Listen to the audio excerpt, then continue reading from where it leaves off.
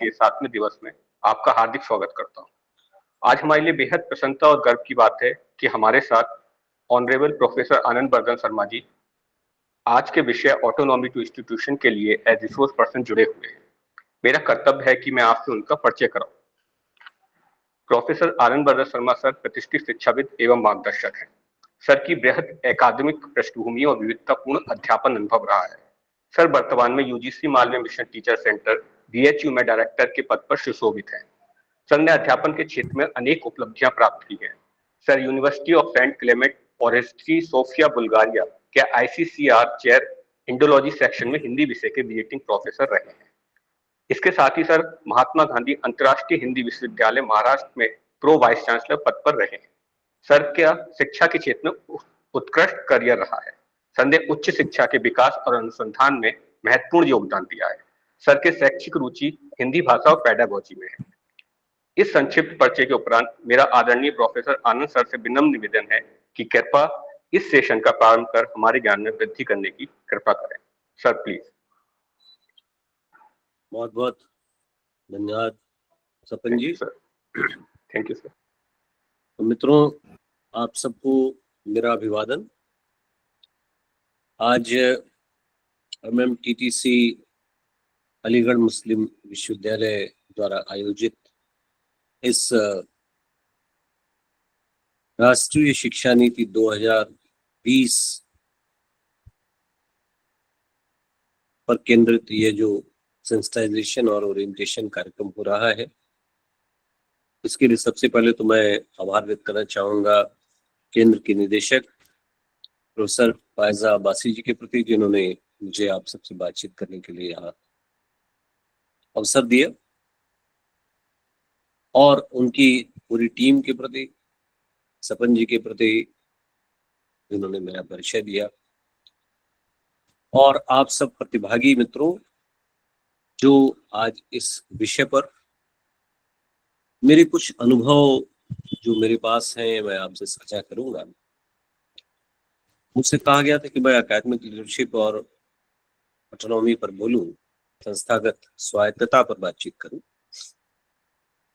तो आप सबको ये भली भांति ज्ञात है कि उच्च शिक्षा के पूरे परिदृश्य में यदि कोई उसकी धुरी है, उसकी बैकबोन है, तो वो है अध्यापक। अध्यापक के बिना हम न तो एकेडमिक लीडरशिप की बात सोच सकते हैं, न किसी भी संस्था के विकास की बात सोच सकते हैं, चाहे वो कोई भी संस्था हो। और उसकी स्वायत्तता भी पूरी तरह निर्भर करती है अध्यापकों पर ही। मुझे याद आता है अल्ताफ हुसैन हाली का एक शेर, माँ बाप और उस्ताद सब है खुदा के रहमत, है रोक टोक उनकी हक में तुम्हारे नेमत। यानी अगर देखा जाए तो हमारे अभिभावक, माता पिता और उस्ताद यानी गुरु, ये खुदा की रहमत की तरह माने गए हैं। एक ऐसी नियामत है जो सचमुच हमें बड़े भाग्य से मिलती है। अभिभावकों के कारण हमारा अस्तित्व है, हमारी निर्मित में उनकी प्रसन्नता है, और उनका होना हमारे होने का सबब है, कारण है। और इन सब की अगर रोक टोक कहीं है तो वो हमारे हक में है। अब आप देखिए, बात तो रोक टोक की है, लेकिन ये रोक टोक ही वास्तव में अनुशासन है। तो है रोक टोक उनकी हक में तुम्हारे नेमत, ये जो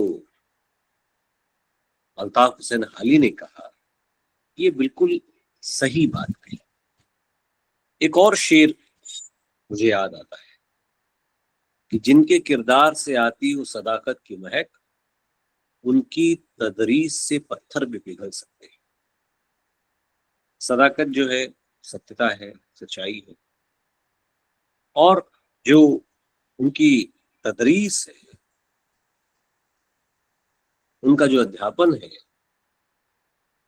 जो सच्चाई से जुड़ा होता है उससे पत्थर भी पिघल जाता है। ये है एक एकेडमिक लीडर के अस्तित्व का होना, ये है उस गुरु का होना जिस तबके से हम और आप जुड़े, ये है वह अस्तित्व जिसको लेकर के हर व्यक्ति ने, जो भी हमारे यहाँ का फिलोसफर हुआ, अच्छा दार्शनिक हुआ, उसने जो कुछ कहा उनकी, वह महत्वपूर्ण बात थी।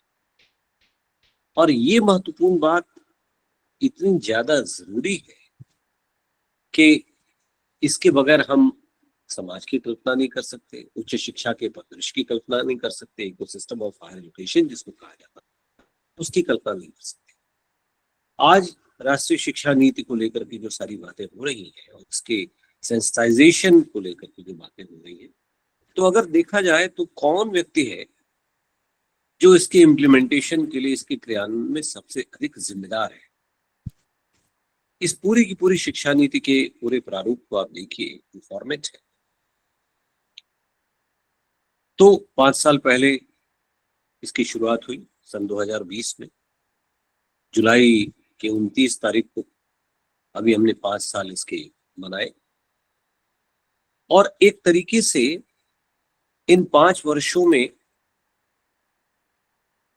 जो कुछ हुआ, हम लोगों ने देखा कि संस्थाएं कैसे बढ़ी हैं और जिस तरह से हम नए पाठ्यक्रम का निर्माण कर रहे हैं और उसके अनुरूप हमें पाठ्यक्रम तैयार करना, ये सारी बातें इसमें उल्लिखित है। और इसके हर स्टेक होल्डर की, चाहे वो विद्यार्थी हो, चाहे वो अध्यापक हो, चाहे वो अभिभावक हो, चाहे वो प्रशासन हो, चाहे वो संस्थाएं हो, इन सब के लिए यहाँ कुछ न कुछ कहा गया है, कुछ बातें एड्रेस की गई है, क्या क्या होना चाहिए, कौन कौन सी चुनौतियां हैं उच्च शिक्षा के क्षेत्र में, इन सब को लेकर के बातचीत की गई। तो इसका जो पूरा प्रारूप है ये बहुत बड़ा नहीं है, 66 पृष्ठ है, 66 pages are there in English and 106 in Hindi. And I hope कि यहाँ जितने लोग इकट्ठे हैं इस वक्त, आप सब ने, जिनकी संख्या मैं जो अभी देख पा रहा हूं लगभग 40 के आसपास है, तो इन सब ने इस पूरे प्रारूप को पढ़ा हो। नहीं पढ़ा है तो उसको पढ़ लीजिए, ये बहुत बड़ी, it's not a big deal for a teacher. 66 pages क्या होते हैं आपके लिए? आप एक बार पढ़ना शुरू करेंगे तो घंटे 2 घंटे में उसे कर जाएंगे, पूरा कर जाएंगे।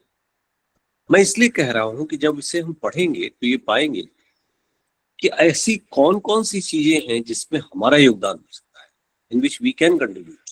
कौन कौन से क्षेत्र हैं जिसमें हम अपना योगदान देकर के इस राष्ट्रीय शिक्षा नीति के क्रियान्वयन को और अधिक मजबूती दे सकते हैं।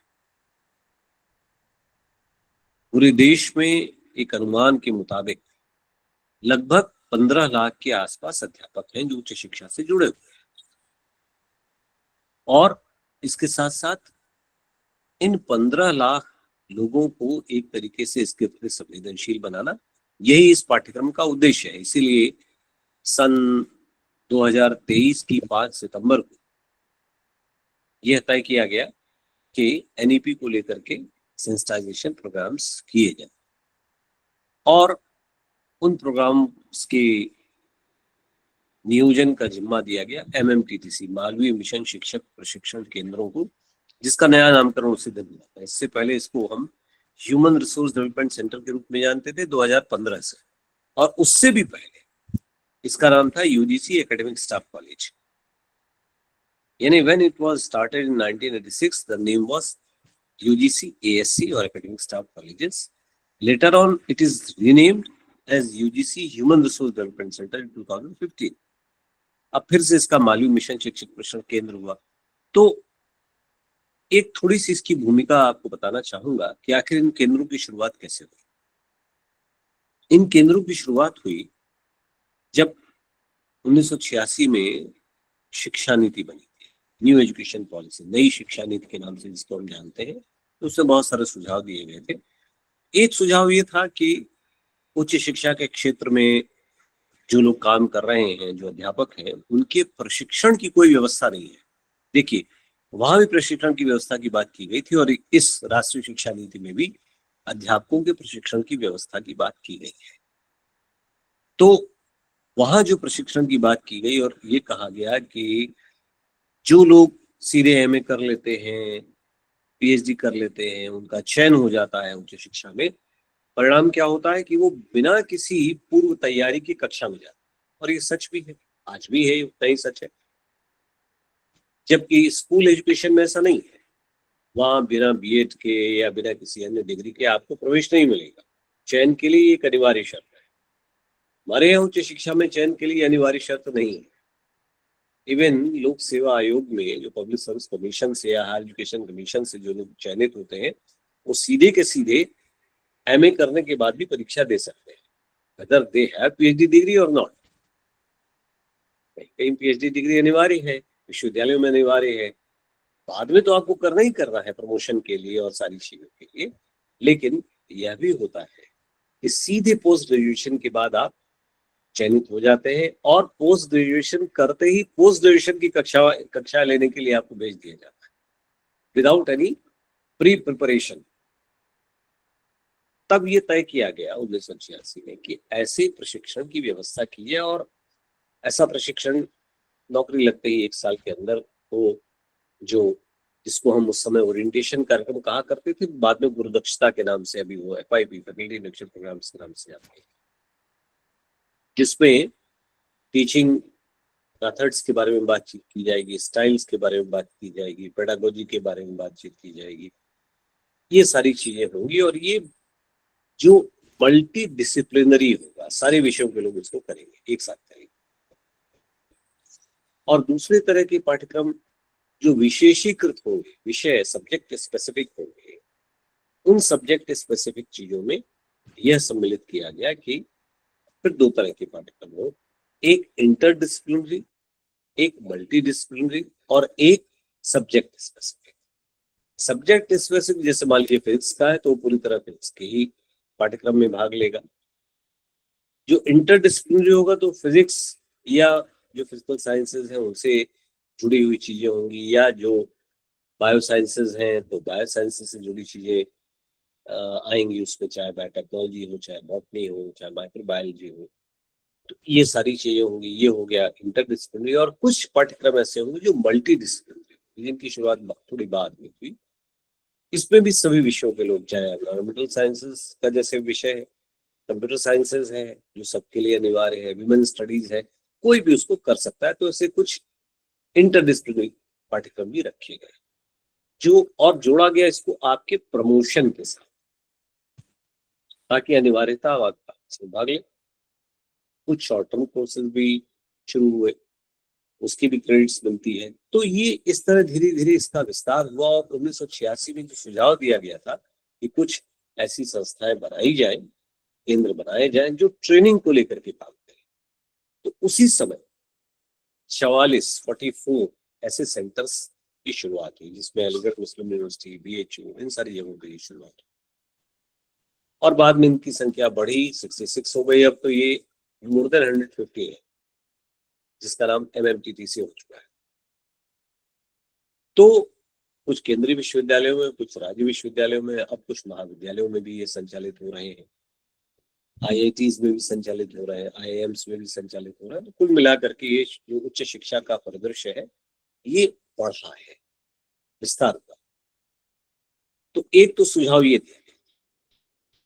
दूसरा महत्वपूर्ण सुझाव उस समय एक और दिया गया, और वो था कि विश्वविद्यालयों और महाविद्यालयों के मूल्यांकन की कोई व्यवस्था नहीं है। ये लोग क्या कर रहे हैं, कैसा इनका इंफ्रास्ट्रक्चर है, कैसा एकेडमिक्स है, क्या करिकुलम है, क्या लीडरशिप है, ये सारी चीजें उसमें सम्मिलित हो, क्या रिसर्च का काम कर रहे हैं, इसके आधार पर संस्थाओं का मूल्यांकन किया जाए, एक्रेडिटेशन किया जाए। यानी मूल्यांकन और प्रत्ययन, ग्रेडिंग, दोनों चीजें। तो ऐसे अभिकरणों की शुरुआत हो और 86 के उस प्रस्ताव के आधार पर 1994 में, 1994 इसकी शुरुआत हुई और नेक की स्थापना हुई 1994। नेक आप सब जानते हो, national assessment and accreditation council, जिसका मुख्यालय बेंगलोर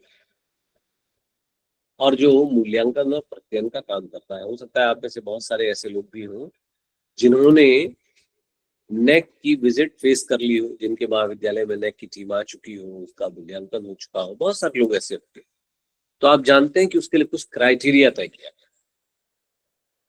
और जो क्राइटेरिया तय किए गए उनमें से मुख्य रूप से 7 बिंदुओं के आधार पर उनका पूरा का पूरा व्यवस्थापन होता है। उसके आधार पर आपको अपनी रिपोर्ट देनी पड़ती है आपकी संस्था को, और उसके आधार पर फिर मूल्यांकन होता है। विजिट्स होती हैं, पहले तो पूरी तरह फिजिकल विजिट्स होती थी, फिर वो कुछ हाइब्रिड मोड में हुआ, वर्चुअल विजिट्स अब पूरी तरह हो। विश्वविद्यालयों में 1 दिन 2 दिन के लिए टीम्स जाती हैं, लेकिन ज्यादातर महाविद्यालयों में अब टीम्स नहीं जाती, अब वो केवल वर्चुअल होता है। तो आपको अपना डाटा भरना है और उसके आधार पर आपका मूल्यांकन होता है। और फिर जैसे ये वर्चुअल क्लास हो रही है, वैसे ही वहां भी वर्चुअल विजिट्स होती है। तो कहने का तात्पर्य ये है कि हर नीति कुछ न कुछ सुझाव देती है, सजेशंस देती है, और उसके आधार पर क्रियान्वयन होता है। उस क्रियान्वयन के आधार पर हमारी उच्च शिक्षा का के परिदृश्य का विकास होता है, विस्तार होता है। तो ठीक वैसे ही इस राष्ट्रीय शिक्षा नीति में, जो नई राष्ट्रीय शिक्षा नीति 2020 बनी है, इसमें भी बहुत सारे सुझाव दिए गए हैं, कुछ लक्ष्य निर्धारित किए गए हैं, और उन लक्ष्यों को निर्धारित करने के उद्देश्य से कुछ तय बिंदु है कि इसके आधार पर आपको ये काम करना है। और वो जो अलग अलग क्षेत्र है उन पर ये व्याख्यान होने हैं।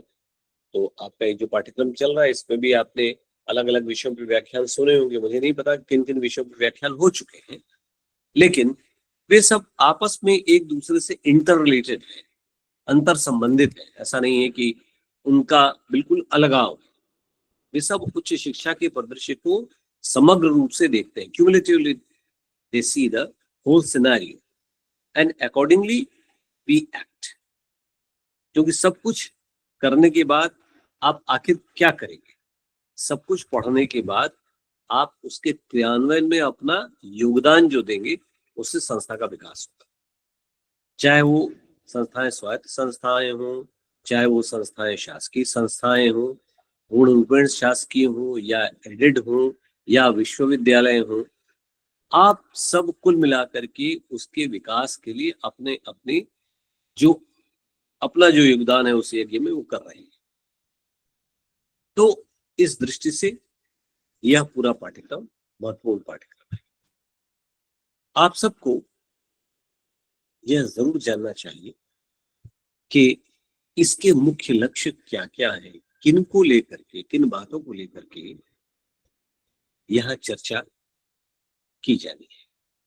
इस पूरी राष्ट्रीय शिक्षा नीति के परिदृश्य को कैसे समझा जाए। तो सारे लोग जानते हैं कि जैसे मैंने आपको बताया कि इससे पहले की जो शिक्षा नीति आई वो 1986 में आई। इन बिटवीन कुछ कुछ और आयोग बने, कुछ समितियां बनी, यशपाल समिति बनी, कुछ संशोधन 91 में हुए, 92 में हुए, यशपाल समिति फिर 2009। तो यानी उसमें कुछ कुछ सुधार तो हुए, लेकिन मुकम्मल तौर पर राष्ट्रीय शिक्षा नीति जो बनी है वह 34 साल के बाद बनी। 1986 देन 2020, यानी एक लंबा अंतराल आया, लंबी प्रतीक्षा हुई। और इस राष्ट्रीय शिक्षा नीति ने हर स्तर पर नवाचार करने के लिए प्रेरणा दी है। नवाचार क्या है, नयापन क्या है, इनोवेशंस क्या है? Innovations with the help of new technology. आज तो तकनीक का बहुत अधिक विकास हो गया। क्या हम सब ने कभी कल्पना की थी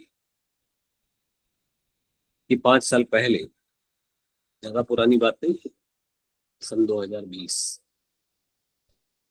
फरवरी के बाद मार्च से अचानक पूरी दुनिया एक बड़ी आपदा से ग्रस्त हुई। मार्च बीत गया, लगभग 5.25 साल हो गए।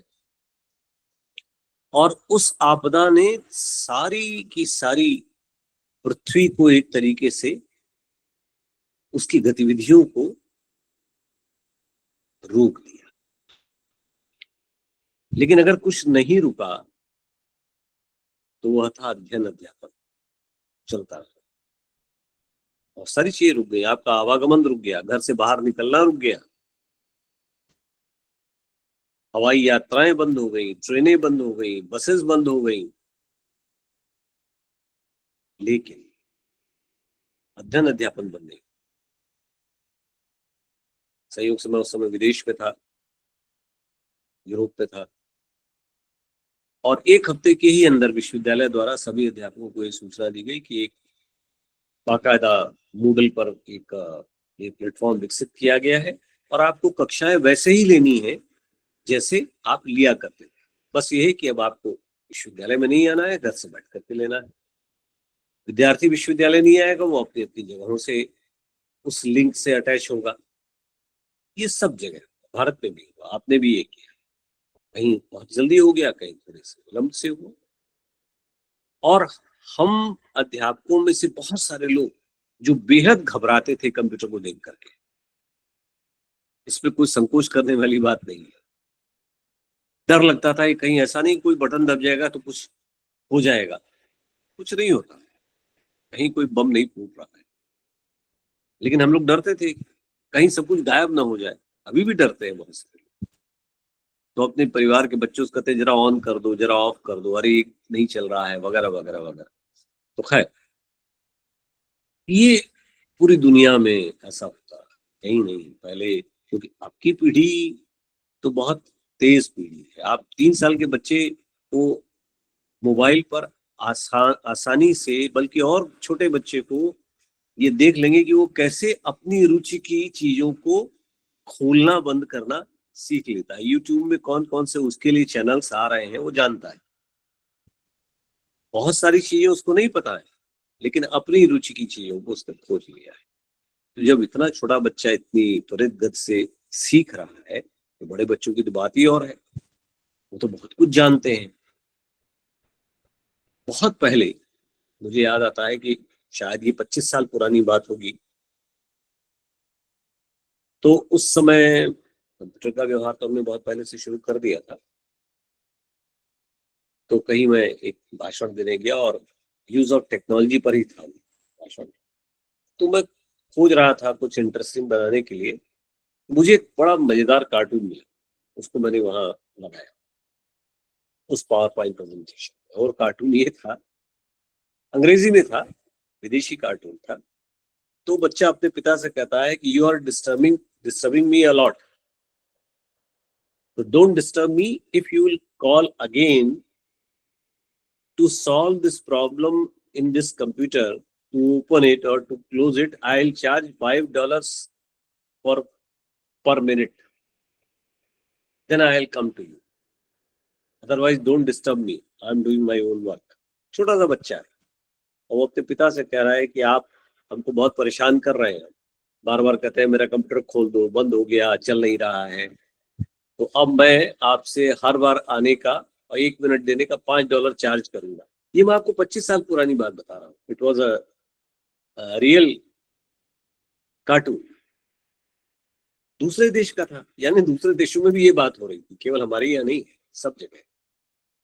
तो अब ठीक है, धीरे धीरे हम लोग सब एक्वेंटेड हो गए हैं और काफी बड़ी संख्या में हम इस तकनीक का इस्तेमाल स्वयं भी कर रहे हैं। लेकिन फिर भी ये कमोबेश स्थितियां हैं आज भी। अब तकनीक का जो इस्तेमाल हो रहा है, उस तकनीक के इस्तेमाल से अब तो आप जैसे बहुत सारे ऐसे लोग होंगे जो अपने अपने भाषणों को, अपने वक्तव्यों को रिकॉर्ड करके ऑनलाइन डालते होंगे। हो सकता है फेसबुक पे डालते हो सकता है आपने व्हाट्सएप ग्रुप बना रखा हो उस पर डालते हो सकता है आपका अपना यूट्यूब चैनल हो। क्योंकि अब बहुत सारी चीजें बिल्कुल फ्री ऑफ कॉस्ट अवेलेबल है। और जो बहुत अधिक ज्यादा इसमें सक्रिय हैं, उन्होंने अपनी अपनी वेबसाइट्स भी बना रखी है, वहां पर भी आप चला सकते हैं। तो यानी आज तकनीक के विकास ने हमें बहुत कुछ नया करने के लिए भी प्रेरित किया, बल्कि अब तो आने वाला समय शायद कुछ खतरनाक समय होने वाला है। खतरनाक मैं इसलिए कह रहा हूँ, चुनौती भरा इसलिए कह रहा हूँ, क्योंकि ये जो एआई आया है, आर्टिफिशियल इंटेलिजेंस, इसने रोबोट्स को बहुत महत्व दिया है। आप देखते होंगे कि न्यूज चैनल में कि एक व्यक्ति जो मूल रूप में समाचार वाचन कर रहा है, who is reading the news, the same person is there on that platform. उसके साथ एक दूसरा उसका जो है रेप्लिका खड़ा हुआ, वो रोबोट है, वो भी वैसे ही बोल रहा है जैसे वो बोल रहा है या बोल रही है। यानी एक शक्ल के दो व्यक्ति हैं, वो शक्ल बनाई गई है एआई के माध्यम से।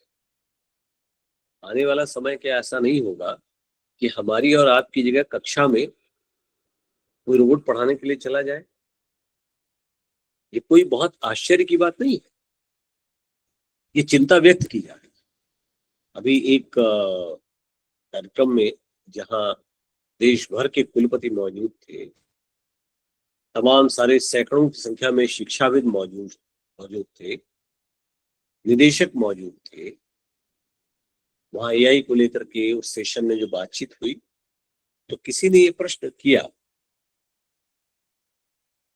कि क्या एक आईआईटी जिसने एक विदेशी विश्वविद्यालय के साथ एमओयू किया है, तो कक्षाएं वहां से संचालित होती हैं, अमेरिका से संचालित हो रही है कक्षा, वहां बैठा हुआ एक व्यक्ति या ऐप क्लास ले रहा है, यहां बच्चे क्लास कर रहे हैं, उस कमरे में 26 कैमरे लगे हुए हैं जो देख रहे हैं कि कौन बच्चा पढ़ रहा है, कौन नहीं पढ़ रहा है, और उसकी हिसाब से मॉनिटरिंग हो रही है। और उस मॉनिटरिंग के बाद उससे प्रश्न किए जा रहे हैं, सब कुछ हो रहा है, लेकिन अध्यापक गायब है, अध्यापक नहीं है उस कक्षा में। यानी नुकसान किसका हुआ? वह व्यक्ति जो अध्यापक के रूप में था। तकनीक ने इतना तक कर लिया, तो हम सबको अपनी भी जो एकता है, अपना जो अस्तित्व है, उसको बचाए रखना है। तो ये प्रश्न उठा कि क्या यह एक खतरनाक स्थिति नहीं होगी? और कोई बहुत संतोषजनक जवाब तो इसका नहीं आया, लेकिन ये कहा गया कि भाई technology is our slave, it should not be our master. ये तो हम भी जानते हैं कि उसे हमारी स्लेव ही होना चाहिए, तो स्लेव की तरह हम उससे व्यवहार करें, उसको अपने नियंत्रण में रखें, तो ज्यादा अच्छी बात होगी। लेकिन ये चुनौती तो आ रही है, तो उस चुनौती का सामना हमें करना है, और ये तभी संभव हो पाएगा जब हम अपनी उपस्थिति को पूरी तरह दर्ज कराएं, जब हम भी इनोवेशंस करें, ताकि आप संस्था की जरूरत बने। संस्थाएं अध्यापकों से जानी जाती है, मशीनों से नहीं जानी जाती।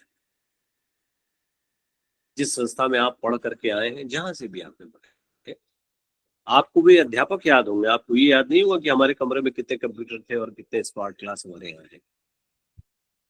वो तो एक सहयोगी तत्व की तरह है। मूल तो अध्यापक है, मूल में तो आप ही है, जिसको खुदा की रहमत अली साहब ने कहा, तो सही बात है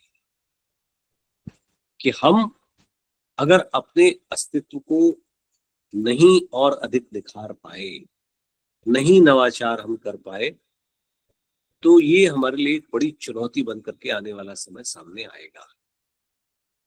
इसलिए मित्रों, हम सबको अपनी उस अकादमिक नेतृत्व क्षमता का और अधिक विकास करना होगा, उसे और अधिक आगे बढ़ाना होगा।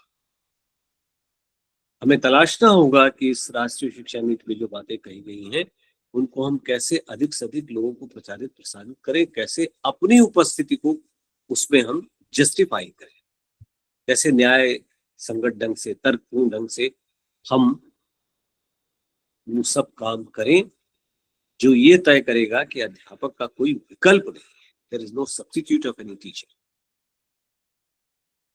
आज हम और आप दूर दूर बैठ करके बातचीत कर रहे हैं, कारण संभव हुआ है कि एक दूसरे को हम देख पा रहे हैं। हाँ, उस रूप में नहीं देख पा रहे हैं जिस रूप में हम हैं। अगर 5 फुट 6 इंच मेरा कद है तो आप मुझे 5 फुट 6 इंच का नहीं देख रहे हैं, एक छोटे से स्क्रीन पे छोटा सा चेहरा देख रहे हैं, मैं आपका एक छोटा चेहरा देख रहा हूँ। कक्षा में अगर होते आमने सामने तो मैं जितना बड़ा हूं उतना बड़ा दिखता, आप जितने बड़े हैं उतने बड़े दिखते हैं। लेकिन ठीक है, तकनीक ने इतना सुगम तो बनाया है, लेकिन बावजूद इसके मेरा मानना ये है कि जो फेस टू फेस कन्वर्सेशन होता है विदाउट एनी टेक्निक, जब आमने सामने की बातचीत होती है उसका एक अलग प्रभाव होता है। इसलिए अध्यापक का महत्व है। तो अध्यापक का ये जो महत्व है इसको हमें तय भी करना है, सिद्ध भी करना है, और साथ साथ ये जो नवाचार की बात की जा रही है इसको भी करना है। हमें अपने पूरे अध्यापन को बहुत रोचक ढंग से रखना है, तब जाकर के विद्यार्थी कक्षा में आएगा, आपकी कक्षा नहीं छोड़ेगा। जिन लक्ष्यों की बात मैं आपसे कर रहा था, जो मुख्य रूप से लक्ष्य निर्धारित किए गए हैं, तो राष्ट्रीय शिक्षा नीति 2020 का जो पहला लक्ष्य है कि सबके लिए एक समावेशी शिक्षा की व्यवस्था, समान गुणवत्ता वाली शिक्षा की व्यवस्था और जीवन पर्यंत सीखने के अवसरों को बढ़ावा दिया जाए। जब हम समावेशी यानी जो इंक्लूसिव एजुकेशन है उसकी बात करेंगे, तब हमारी संस्था विकास करेगी। चाहे वो संस्थागत विकास में, चाहे वो ऑटोनॉमी हो या ना हो, विकास तभी होगा जब समावेशन, और संस्थाएं तभी जानी जाएंगी जब समान गुणवत्ता वाली शिक्षा की व्यवस्था हो। देखिए, हम ऐसा नहीं कर सकते कि अलग अलग तबके के लोगों को अलग अलग तरह की शिक्षा, वह एक रूपता होनी चाहिए। और जीवन पर्यंत शिक्षा के अवसरों को बढ़ावा दिया जाए, यह भी कहा गया है, यानी जिसको हम लाइफ लॉन्ग लर्निंग अपॉर्चुनिटीज कहते हैं। ये भी एक चुनौती की तरह तो है, लेकिन इसको भी हमें संबोधित करना है। पहले क्या होता था, विद्यार्थी पढ़ने के लिए आया, ही गॉट एडमिशन और she got admission, and because of some hurdles उसने 1 साल के बाद ड्रॉप आउट ले लिया, 1 साल के बाद ड्रॉप आउट ले लिया, उसे डिग्री नहीं मिलती। अब व्यवस्था ये है कि 1 साल पढ़ने के बाद भी अगर वो छोड़ता है या छोड़ती है तो उसे सर्टिफिकेट मिलेगा, 2 साल के बाद डिप्लोमा मिलेगा, और 3 या 4 साल का जो पाठ्यक्रम है उसको पूरा करने के बाद उसे डिग्री प्राप्त होती है। यानी कहीं बाधा जैसी नहीं। और तो और अभी अंतर विषयकता की बात की गई, जिसमें हम ये कहते हैं कि ये जो इंटर डिसिप्लिनरिटी है यह आई है। पूरी दुनिया में बहुत तेज परिवर्तन हुआ है, द्रुतगामी परिवर्तन हुआ, और इस परिवर्तन के साथ हमारे देश में, जिसकी जनसंख्या बहुत बड़ी है, मानव संसाधन की दृष्टि से हम बहुत समृद्ध हैं, लेकिन ये चुनौती भी है। इस परिवर्तन के साथ हमें कदम मिलाकर चलना है। इस नजरिए से भी ये शिक्षा नीति महत्वपूर्ण है। और जिन मुद्दों को विशेष रूप से यहाँ एड्रेस किया गया है उनमें एक प्रमुख मुद्दा है सस्टेनेबिलिटी, सातत्य। ये जो सस्टेनेबिलिटी है, जो निरंतरता है, जो सातत्य है, यह अलग अलग विषयों के बीच जो अंतर संबंध है उनको खोजने के लिए, बदलती हुई परिस्थितियों को जानने के लिए उपयोगी है, समझने के लिए उपयोगी है। इस सस्टेनेबिलिटी को लेकर के बहुत पहले से चिंता दुनिया भर में व्यक्त की जा रही थी, लेकिन इधर बहुत तेजी से ये चिंता व्यक्त की है। और शायद आपको मालूम होगा, सन 2015 में यूनाइटेड नेशंस ने कुछ सस्टेनेबिलिटी को लेकर के कुछ गोल स्थापित की, कुछ लक्ष्य स्थापित, तो वो भी, उसका जो एजेंडा है वो भी सस्टेनेबिलिटी को लेकर काम कर रहा है। हमारे यहाँ उच्च शिक्षा नीति में भी इसी सातत्य की बात, और जो सस्टेनेबिलिटी गोल्स है तो 17 गोल निर्धारित किए गए थे और तय किया गया कि 2030 तक हमको इनकी प्राप्ति करनी है, इन चुनौतियों का सामना करना है, जिसमें पॉवर्टी भी है, जिसमें जस्टिस भी है, जिसमें एनवायरमेंटल कॉन्शियसनेस भी है, जिसमें एजुकेशन भी है, जिसमें हेल्थ भी है, जिसमें पानी की व्यवस्था की भी बात की गई है, जिसमें अन्न उपजाने की भी बात की गई। सारी की सारी चीजें, ये सब सस्टेनेबल गोल्स की बात है। उसमें न्यूयॉर्क में बैठक हुई, संभवतः सितंबर माह में हुई थी 2015 में, तो वहां दुनिया के तमाम सारे देशों ने ये सस्टेनेबिलिटी गोल्स को तय किया। हमारे यहाँ जब हम 2020 में इस राष्ट्रीय शिक्षा नीति में सातत्य की बात करते हैं, सस्टेनेबिलिटी की बात करते हैं, विषयों के बीच अंतर संबद्धता की बात करते हैं, उसकी खोज की बात करते हैं, तब ये समझ में आता है कि अंतर्राष्ट्रीय स्तर पर भी हमारी सोच कितनी बढ़ी हुई है। हमने जो गोल निर्धारित किया कि सन 2040 तक भारत के लिए एक ऐसी शिक्षा प्रणाली का लक्ष्य होना चाहिए जो किसी से भी कम नहीं होगी। जब हम शिक्षा की बात करते हैं तो एक टाइम फ्रेम दिया गया सन 2040, 2040। Now 5 years already passed. We have 15 more years in our hand. तो हमें इन 15 वर्षों में अपने आप को पूरी तरीके से रिजुविनेट करना,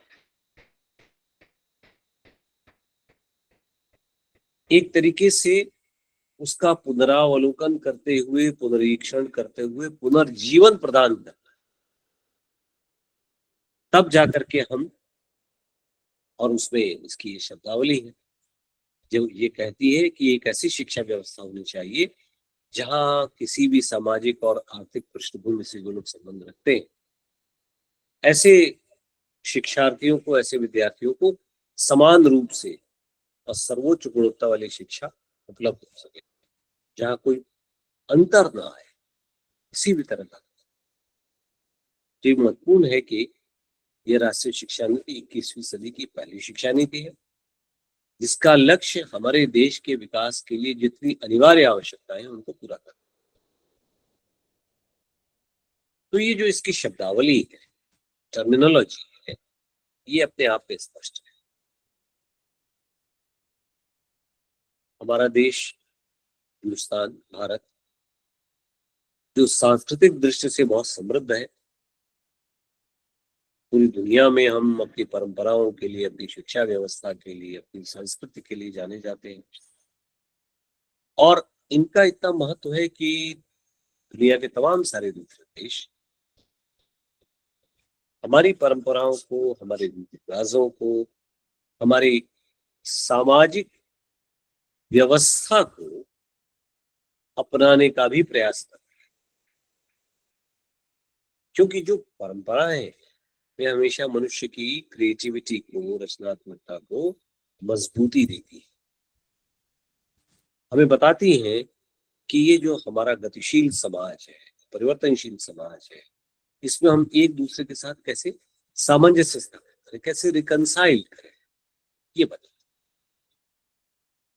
तो मैं आपको जो बात कह रहा हूं ये अपने अनुभव से कह रहा हूं। जब हम दुनिया के दूसरे देशों की बात है, ज्यादा तो नहीं मैंने दुनिया देखी, 20-25 देशों की यात्रा की है, लेकिन जहां भी मैं गया हूं मैंने पाया कि भारत को लेकर, भारत की संस्कृति को लेकर के लोगों की बड़ी रुचि है। वे जानना चाहते हैं कि आखिर कौन सा ऐसा तत्व है, कौन सा ऐसा तंतु है, सूत्र है जो हमारे देश में इतनी विविधता होते हुए भी सबको आपस में जोड़े हुए हैं। क्योंकि बहुत छोटे छोटे देश, बहुत छोटे छोटे, केवल भाषा के कारण भी अलग हो गए। यहाँ तो बहुत सारी बहुभाषी देश है हमारा। हमारे संविधान में 22 भाषाएं हैं, और संस्कृत की बात करें तो उत्तर से लेकर दक्षिण और पूर्व से लेकर पश्चिम तक कितनी सारी संस्कृतियां हैं। कितना वैविध्य है। और जैसे विशाल देश में विभिन्न तरह के समुदाय हैं, समाज के लोग हैं, आर्थिक रूप से एक बड़ा विभाजन है, सामाजिक विविधता है, सांस्कृतिक विविधता है, तो एक चुनौती की तरह है ऐसे में किसी भी एक नीति को लागू करना। और दूसरी ओर हम एक तरीके से पूरे देश को एकता के सूत्रों में बांधने की भी कोशिश कर रहे हैं। ये बड़ी बात है और ये आज से नहीं हुआ। ये आप देखिए कि जब हमारा देश सैकड़ों साल पहले, जब हमारे यहाँ की शिक्षा व्यवस्था बहुत मजबूत हुआ करती थी, तमाम सारे विश्वविद्यालय हुआ करते थे, तक्षशिला, नालंदा, विक्रमशिला, वल्लभी, जगद्दला, कांची, काशी, नवद्वीप, वल्लभी, तो इन सारे के सारे विश्वविद्यालयों में दुनिया भर से लोग पढ़ने के लिए आते। और कहा जाता है कि नालंदा जैसे विश्वविद्यालय में तो उस समय 10,000 लोग पढ़ते थे, आज से सैकड़ों साल पहले। आज भी नालंदा की इतनी बड़ी जनसंख्या बहुत बड़ी नहीं है। तो इसका अर्थ क्या हुआ कि पूरी दुनिया में तब भी हम अपनी शिक्षा व्यवस्था के लिए जाने जाते। अब आज हम कहते हैं हम विश्वगुरु थे, तो इसलिए कहा जाता है क्योंकि यहाँ तमाम देशों के लोग आते थे, उसका प्रमाण हमें मिलता है। देश भर से विद्यार्थी तो जाते ही थे इन जगहों पर पढ़ने के लिए, विदेशों से भी आते थे, चाहे वो सुदूर दक्षिण के देश हो, चाहे पूरब के देश हो, चाहे पश्चिम के हो, लोगों का आना जाना यहाँ जारी था। और देश भर के ही लोग जब वहां जाते थे विद्यार्थी पढ़ने के लिए, तो जब हम किसी एक स्थान से दूसरे स्थान पर अपने देश में जाते हैं तो हम एक एकत्व का भाव अनुभव करते हैं। और वहां से वो जो परंपरा चालू हुई, क्यों हम बड़ी संस्थाओं को विश्वविद्यालय का नाम देते हैं, क्यों इसमें विश्व जुड़ा हुआ है, क्यों यूनिवर्स जुड़ा हुआ है। यूनिवर्सिटी तो यूनिवर्स से बना है ना शब्द, क्योंकि यह विश्वविद्यालय है, दुनिया भर के लोग यहाँ आते हैं पढ़ते हैं, इसलिए इसे विश्वविद्यालय। ऐसा विद्यालय जो जिसका पूरा पूरा जो परिफरी है वो पूरे यूनिवर्स है। यह वैश्विक दृष्टि तब से लेकर अभी तक चली आ। आप बीएचयू को देख लें, काशी हिंदू विश्वविद्यालय, जिसकी स्थापना 1916 में महामना मालवीय ने की, तो वहां बाकायदा भारत के अन्य प्रांतों के लिए सीट्स रिजर्व थी विद्यार्थियों के लिए, और देश भर से लोग पढ़ने के लिए आते थे। यही हाल एएमयू का था। तो कहने का तात्पर्य ये है कि जब एक बड़ी संस्था का निर्माण होता है, जब उसके पास अपनी स्वायत्तता होती है, तो बहुत कुछ करती है। वह संस्था समाज के योगदान, समाज के निर्माण में योगदान देती है। महामना मालवीय जिनके नाम पर ये मालवीय मिशन शिक्षक प्रशिक्षण केंद्र, इन संस्थाओं का नाम कर दिया गया है। आपने सोच सकता है यहाँ कुछ लोग ऐसे भी जुड़े हुए हों जो इस विश्वविद्यालय से पढ़ करके गए हों। अभी 48 लोग यहाँ जुड़े हुए हैं, 48-50 लोग। तो ये जो विश्वविद्यालय है, इसकी स्थापना के समय आज से 110 साल पहले महामना ने कल्पना की कि एक ओर तो हम उन विषयों का अध्यापन करेंगे जो हमारे प्राचीनता से चले आ रहे हैं। Oriental studies, faculty of oriental studies, प्राच्य विद्या धर्म विज्ञान संकाय की स्थापना। दूसरी ओर उन्हें पता था कि हमारा देश बहुत जल्दी स्वतंत्र होगा। तो स्वतंत्र होगा तो किस चीज की आवश्यकता होगी समाज के विकास के लिए, देश के विकास के लिए? उद्योगों की, इंडस्ट्रीज की। तो उन्होंने माइनिंग एंड मेटलर्जी डिपार्टमेंट की स्थापना, फैकल्टी ऑफ साइंसेस। उन्होंने बनारस इंस्टीट्यूट ऑफ इंजीनियरिंग की स्थापना की, जिसको जिनको आज जो आईआईटी बीएचयू के नाम से जाना जाता है। ये मालवीय जी के समय की देन है। ये विजन था। So he was a great visionary, he was a great academic leader. उनका जो विजन था, उनका जो दृष्टिकोण था, उसने उन्हें एक ख्यात नाम अकादमिक नेतृत्वकर्ता के रूप में स्थापित किया। और वह जो उनकी दृष्टि थी कि जब स्वतंत्रता के बाद हमें जिस चीज की आवश्यकता है उसका अध्यापन अभी से शुरू कर दो, तब हम अच्छे इंजीनियर्स पैदा कर पाएंगे, तब हम माइनिंग मेटलर्जी का पूरा व्यवस्था कर पाएंगे। और साथ साथ मानविकी के सारे विषयों की शुरुआत की, चिकित्सा आयुर्वेद संकाय की शुरुआत की, बाद में मॉडर्न मेडिसिन की शुरुआत हुई। तो तात्पर्य यह था कि यह एक जो दृष्टि की विशालता है, एक्सपेंशन है, ग्रेटनेस है, यह एक अध्यापक को एक बड़े स्वरूप में देखती है और उसकी स्वायत्तता से समाज आगे बढ़ता है। आप जितनी उसे ऑटोनॉमी देंगे संस्थागत तौर पर, व्यक्ति के तौर पर, वह समाज उतना ही विकसित समाज होगा, वह उतना ही आगे जाएगा। तमाम सारे देशों में करिकुलम की स्वतंत्रता है अध्यापकों की कि वो क्या पढ़े, और वे तय करते हैं कि हम इस सत्र में ये पढ़ाएंगे। हम लोग क्या करिकुलम थोड़ा सा सुनिश्चित है, लेकिन वह भी इस आधार पर तय किया जाता है कि स्थानीय आवश्यकताएं क्या है। आज तो बहुत ज्यादा स्किल को लेकर के बातचीत की जा रही है, कौशल को लेकर के बातचीत की जा रही है, स्किल डेवलपमेंट की बात की जा रही है। ये वास्तव में उसी से जुड़ी हुई बात है। और जो पहला लक्ष्य है उसमें ये कहा गया है कि आज के अध्यापक को यह पहचानना होगा कि हमारा जो विद्यार्थी है उसकी प्रतिभा क्या है। ये पहली बात कही गई है, पहला बिंदु कि उसकी प्रतिभा को पहचानना, उसको निखारना, उसको आगे बढ़ाना, ये आज के अध्यापक का उद्देश्य होना चाहिए। और इस दृष्टि से जब काम होगा तो उन संस्थाओं में लोग अधिक से अधिक आएंगे विद्यार्थी, जब उनको ये विश्वास होगा कि हम अपने भविष्य के लिए यहाँ कुछ न कुछ प्राप्त करेंगे, ज्ञान के स्तर पर भी प्राप्त करेंगे, आजीविका के स्तर पर। केवल आजीविका प्राप्त करना ही उद्देश्य नहीं है, बल्कि विश्वविद्यालयों का उद्देश्य अच्छे नागरिक को भी तैयार करना है। इस बात को महामना ने कहा कि जब वो विश्वविद्यालय बना रहे थे कि मैं इस देश के लिए एक अच्छा नागरिक, बेहतर नागरिक तैयार करना चाहता हूँ। अब देखिए बिल्कुल वही बात आज की राष्ट्रीय शिक्षा नीति का प्रारूप कहता है। उसकी शब्दावली इस बात को कहती है कि शैक्षिक प्रणाली का उद्देश्य अच्छे इंसानों का विकास करना है। ऐसे इंसान जो तर्कसंगत विचार करें, कार्य करने में सक्षम हो, जिनमें करुणा और सहानुभूति हो, साहस हो, लचीलापन हो,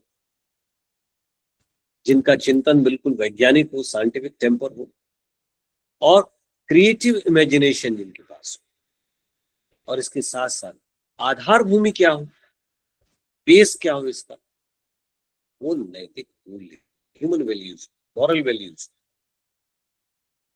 और इसका उद्देश्य ऐसे उत्पादक लोगों को तैयार करना है जो एक समावेशी और बहुलतावादी समाज के निर्माण में बेहतर तरीके से योगदान कर सके। ये इसकी शब्दावली है। This is the wordings of this particular document of national education policy.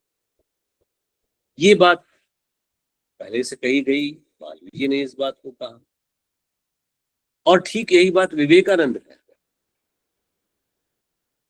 कि education is the manifestation of the perfection already in man।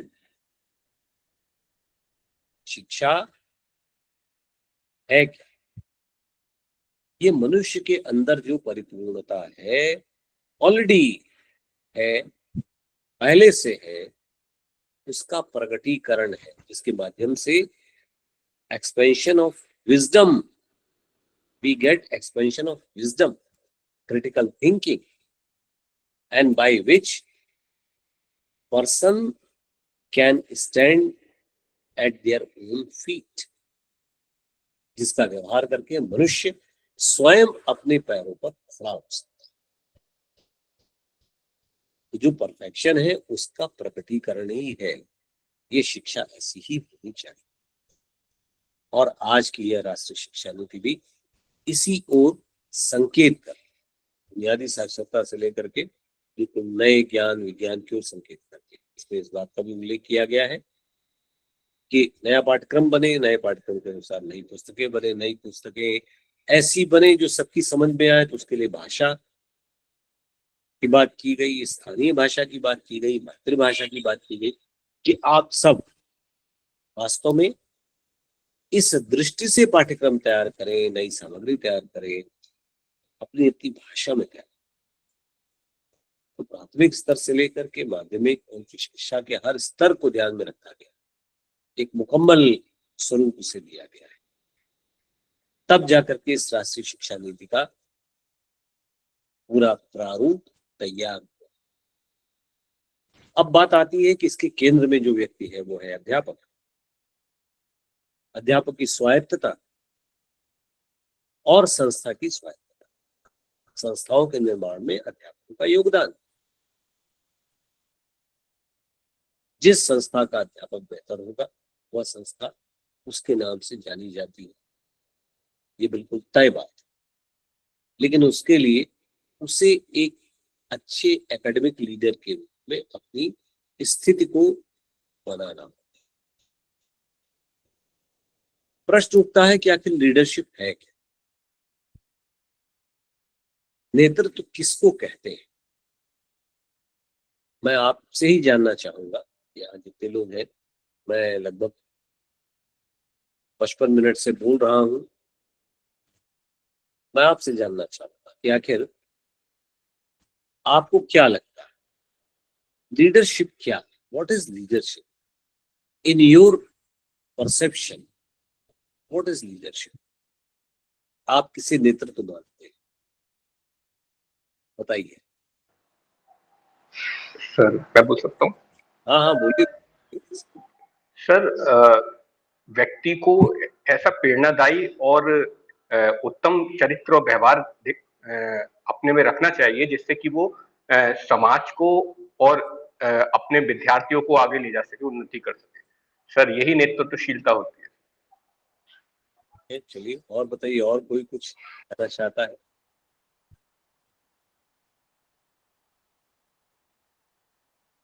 यहाँ 44-45 लोग जुड़े हुए हैं। So I hope कि others should also perhaps they are listening. हाँ बोलिए भानु जी। जी thank you sir. Sir leadership एक प्रकार की आर्ट है या कला है या बोल सकते स्किल है जो समाज को या जहाँ पे भी जिस भी प्लेस पे आप जो आपको रिस्पॉन्सिबिलिटी मिली है उन लोगों को एक सही मार्ग पर ले जाना, सही डायरेक्शन में ले जाना, समय समय पे उन्हें मोटिवेट करना और अपना एक ऐसा रोल मॉडल प्रस्तुत करना कि आपको देख के लोग मोटिवेट हों और स्वयं से उनके अंदर उनके अंदर भी लीडरशिप की भावना प्रकट करना ही एक अच्छे लीडरशिप की पहचान है। अच्छे लीडरशिप की तो हम बाद में थोड़ी बात करेंगे, केवल लीडरशिप की हम बात करेंगे। जो लीडरशिप है तो ठीक है, आपने जो कहा वो बातें बिल्कुल सही है। और कोई कुछ इसमें जोड़ना चाहता है? Anything else?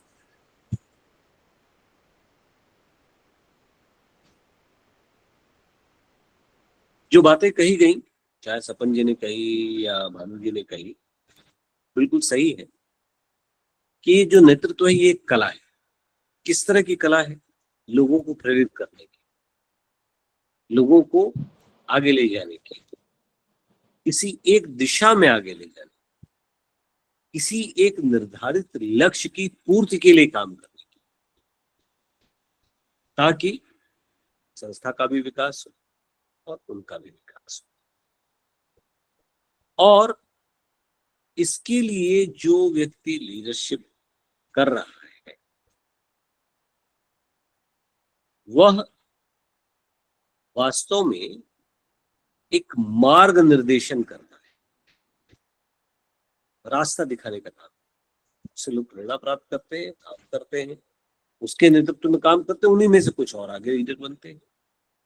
तो इंस्पिरेशन, मोटिवेशन, डायरेक्शन, ये सारी चीजें हैं और इसमें उसके पीछे पूरी एक टीम होती है, तब जाकर के शैक्षणिक नेतृत्व की बात बनती है। चलिए मैं आपसे एक और दूसरा प्रश्न करता हूं कि मेरा मानना ये है, क्योंकि गवर्नेंस की भी बात है, ऑटोनॉमी की भी बात है, मैनेजमेंट की भी बात है, एकेडमिक लीडरशिप की भी बात है, तो एकेडमिक लीडर के रूप में अध्यापक की दोहरी भूमिका में मानता हूं। क्या क्या होना चाहिए, कैसे है दोहरी भूमिका, कैसे है? How he acts as an academic leader but in two roles. जी सर, बहुत ही अच्छा प्रश्न है। इसमें सर दोहरी भूमिका इसलिए बोली गई है, एक तरफ तो संस्था की जिम्मेदारियां होती हैं, संस्था का दायित्व होता है, और दूसरे तरफ जो बालक हैं उनको लीड करने की भी जिम्मेदारी शिक्षक के ऊपर होती है। तो इस प्रकार से कि एक बच्चे को सही मार्ग दिखाना, सही रास्ते पे ले जाना, समय समय पर गाइड करना, और अपने जो संस्था के लक्ष्य हैं, संस्था साथ में हम संस्था में ये भी जोड़ सकते हैं जो हमारे राष्ट्रीय लक्ष्य हैं, उनको भी नज़र में रखते हुए आगे बढ़ना, उनकी वो भी पूरे हो जाएं, और बच्चों की जो ज़रूरतें हैं, बच्चे भी अपने एक सही मार्ग पे उनको पहुंचाया जाए। तो इस प्रकार से शिक्षक को एक क्लासरूम में बच्चों के साथ, और साथ ही साथ अपनी जो संस्था से, जिस संस्था से जुड़े हैं, उन दोनों को ध्यान में रख के दोनों को लीड करना पड़ता है। अच्छा, चलिए आपकी जो बात कही है तो सही है, थोड़ा सा और इसको स्पष्ट करें। कक्षा में जब हम पढ़ाने के लिए जाते हैं, जो हमारा बिल्कुल प्राइमरी काम है, ठीक है, आप अध्यापक के रूप में आपका चयन हुआ, जिस दिन चयन हुआ और जिस दिन आप पहली बार कक्षा में गए, उस दिन आपने पहला काम क्या किया? सर पहले दिन जब जाएंगे तो सबसे पहला काम होता है बच्चों से एंगेज होना, इसलिए सबसे पहले इंट्रोड्यूस करेंगे, अपना एक शॉर्ट इंट्रो देंगे बच्चों को, और साथ में साथ जो बच्चे हैं एक उनका शॉर्ट इंट्रो लेंगे कि कौन सा बच्चा क्या है, फिर उसके बाद हम चीज़ें एंगेज करेंगे, फिर चीज़ें प्रारंभ करेंगे। यानी आपका चयन तो अध्यापन के लिए हुआ, ठीक है, और आपने पहला काम जो शुरू किया वो अध्यापन से ही जुड़ा हुआ था, ठीक है, इसलिए आप एकेडमिक लीडर हुए। आपकी एक टीम बनी, लीडर के पीछे एक टीम होती है, एक टीम आपकी बनी, वो टीम आपकी अलग अलग कक्षा में अलग अलग है। अगर 2 कक्षा पढ़ानी, दोनों की टीम आपकी अलग अलग, 3 है तो 3 होंगी, 4 है तो 4 होंगी, लेकिन सब में आप हैं एकेडमिक लीडर, क्योंकि आप लक्ष्य निर्धारित कर रहे हैं, आप किसी एक निर्धारित लक्ष्य के लिए प्रेरित कर रहे हैं। क्या लक्ष्य है आपका? किस निर्धारित लक्ष्य के लिए आप अपनी पूरी टीम को प्रेरित कर रहे हैं? What is the goal, ultimate goal of that particular team? क्या होगा बताइए सपन। सर अल्टीमेट गोल की बात करें तो हमारा गोल होगा जो लर्निंग आउटकम बनाए गए हैं उनको अचीव कराना, और साथ ही साथ बच्चों की ज़रूरतों को ध्यान में रखते हुए। नहीं, अल्टीमेट गोल क्या होगा? जो हमारे लर्निंग आउटकम्स हैं उनको अचीव करना। उनको अचीव, लर्निंग आउटकम क्या है? सर लर्निंग आउटकम डिपेंड करता है कि आप किस क्लास में पढ़ा रहे हैं, किस लेवल पे पढ़ा रहे हैं, उस हिसाब से शिक्षा के कुछ उद्देश्य बनाए जाते हैं कि जैसे कक्षा 3 का विद्यार्थी है या बीए का विद्यार्थी है, तो इस क्लास को कंप्लीट करने के बाद या इस कोर्स को कंप्लीट करने के बाद उसे क्या क्या चीज़ें आ जानी चाहिए। ठीक है, परीक्षा के स्तर पर हमारा आउटकम क्या होना चाहिए सपन जी? आप म्यूट है, अनम्यूट कीजिए। Sorry sorry sir. सर मेरे हिसाब से जो अल्टीमेट गोल होना चाहिए वो होना चाहिए विद्यार्थी का सर्वांगीण विकास करना, उसे उत्तम नागरिक बनाना, जो कि हमारे सर करिकुलम का भी उद्देश्य होता है। ठीक है, नंबर्स का कहीं इसमें गेम है? सर नंबर हमारे असेसमेंट के लिए तो काम हो सकता है कि हमने क्या गलतियां करी हैं और हमें अपने अध्यापन में क्या सुधार की आवश्यकता है, जिससे कि हमारा अध्यापन और अच्छा सफल हो पाए। ये आपका अपने लिए गोल हुआ, जी सर। विद्यार्थी का गोल क्या है? सर विद्यार्थी की स्थिति इस समय क्या है ये पता करना सर, उसका जो लर्निंग हुआ है वो सफल हो पाया है कि नहीं। कैसे एसेस करेंगे? सर कोई उसका माध्यम होगा ना। जी सर। क्या है माध्यम? सर एग्जाम, सरल है कुछ। Test, assignment. हाँ हाँ, परीक्षा है जो है। जी तो यानी विद्यार्थी ने एक लक्ष्य निर्धारित किया कि हमको यहाँ पढ़ना है, इसलिए पढ़ना है कि हमको अधिक से अधिक अच्छे से अच्छे ज्ञान की प्राप्ति हो और रिजल्ट की प्राप्ति हो, परिणाम मिले। जी सर। जी और ज्ञान के साथ साथ जीवन के विभिन्न क्षेत्रों में जहां उसको कॉम्पीट करना है वहां भी वो, ठीक है। ये उसने लक्ष्य निर्धारित किया। आपने क्या लक्ष्य निर्धारित किया? आप उसको उस ओर ले जा रहे हैं, ठीक है। और इसके साथ साथ आपने अपने लिए भी लक्ष्य निर्धारित किया कि हमारा जो उद्देश्य है कि हम बेहतर ढंग से पढ़ाएं ताकि वे उस लक्ष्य की प्राप्ति कर सके। तो दोनों के लक्ष्य एक दूसरे से परस्पर कहीं ना कहीं जुड़े हुए हैं, दोनों के हित जुड़े हुए हैं। लेकिन नेतृत्वकर्ता के रूप में तो आप हैं। तो आपने अपनी टीम को आप आगे ले गए, इससे फायदा उनका तो हुआ ही हुआ, आपके भी व्यक्तित्व में निखार आया। अगर ये कहा जाता है कि फलां बहुत अच्छा अध्यापक है, तो इस बात को कौन कहता है? विद्यार्थी कहता है ना, समाज कहता है। आप नहीं कहते मैं बहुत अच्छा अध्यापक हूँ। हम तो सब लोग कहते हैं हम बड़ा अच्छा पढ़ाते हैं, बड़ा अच्छा पढ़ाते हैं। सिद्ध कौन करता है इस बात? सिद्ध तो दूसरे लोग करते हैं ना, तय दूसरे लोग कर रहे हैं। आपने अपना पूरा कर्म किया और उसके आधार पर आप नेतृत्वकर्ता के रूप में स्थापित हुए।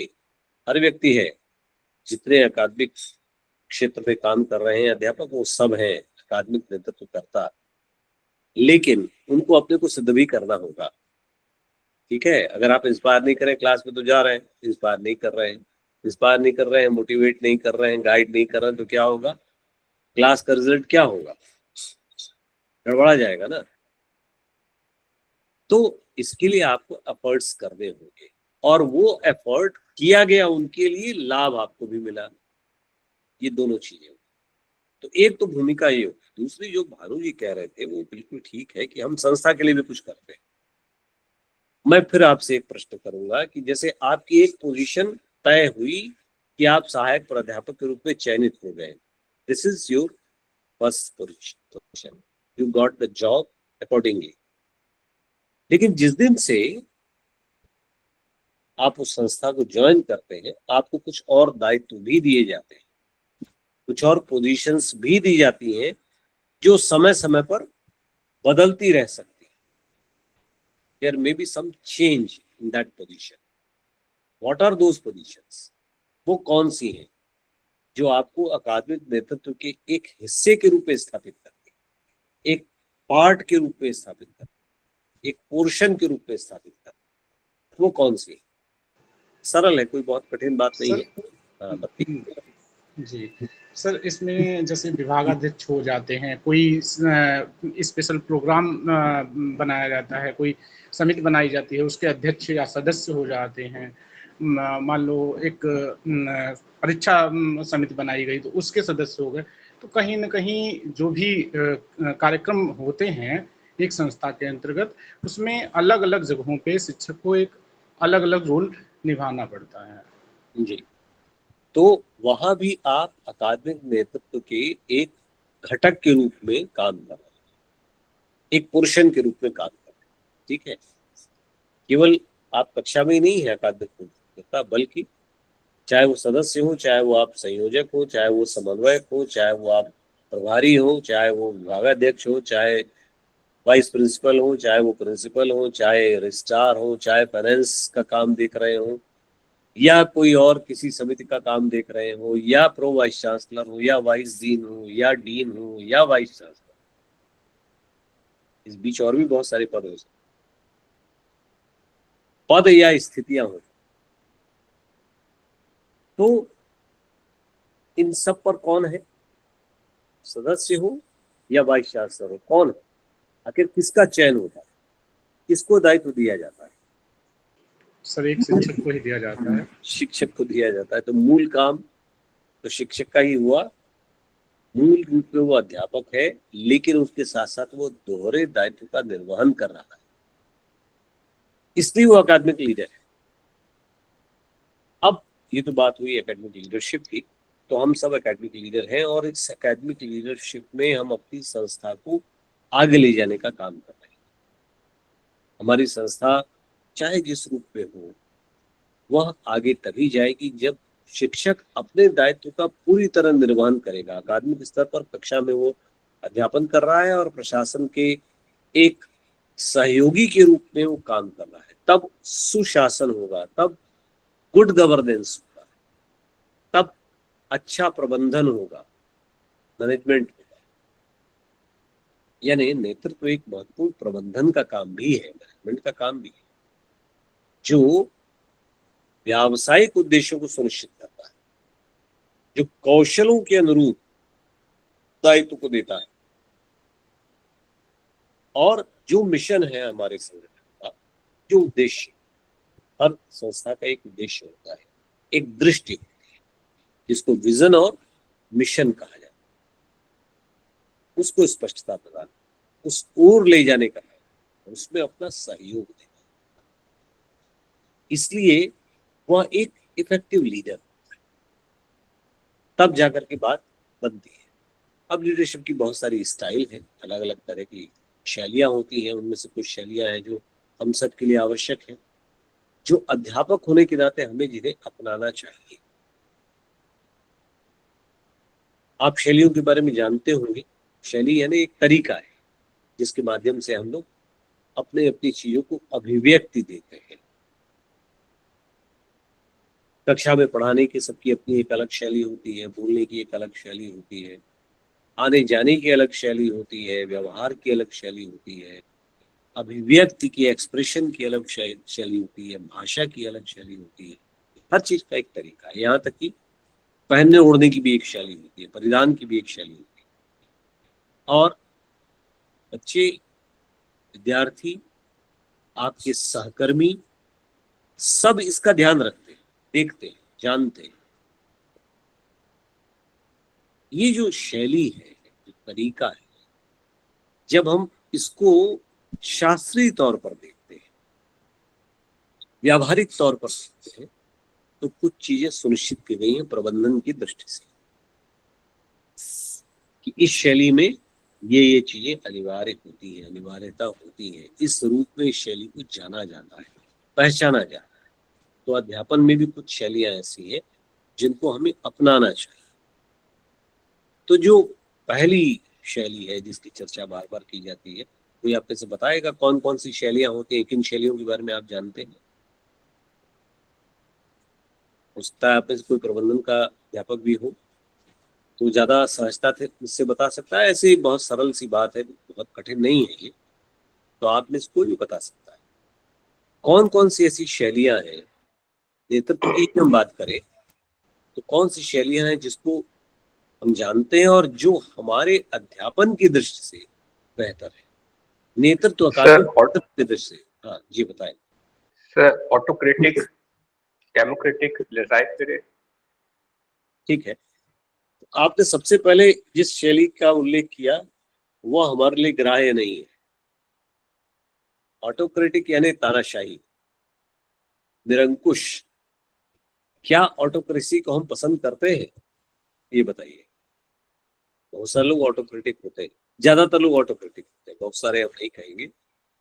मैं जो सोचता हूँ, मुझे लगता है मैं जो सोच रहा हूँ यही सही है, इसको सबको मान लेना चाहिए, ये ऑटोक्रेसी है ना। But this is not acceptable.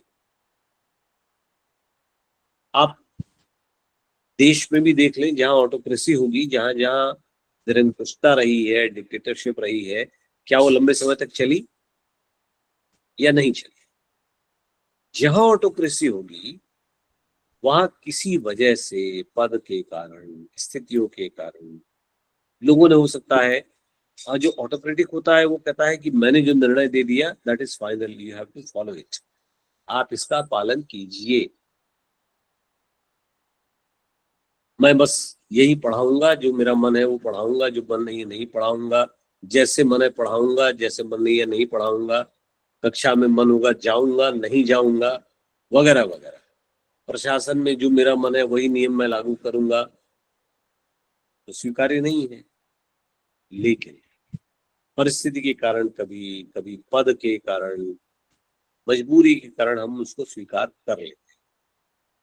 लेकिन धीरे धीरे धीरे धीरे एक समय आएगा कि आपका विरोध शुरू होगा, फिर वो विरोध विद्रोह का रूप ले लेगा और आपको लोग डिस्कार्ड कर देंगे, तो जो ऑटोक्रेटिक है उसको डिस्कार्ड कर देंगे। और इस बात का प्रमाण पूरी दुनिया में रहा है हमेशा।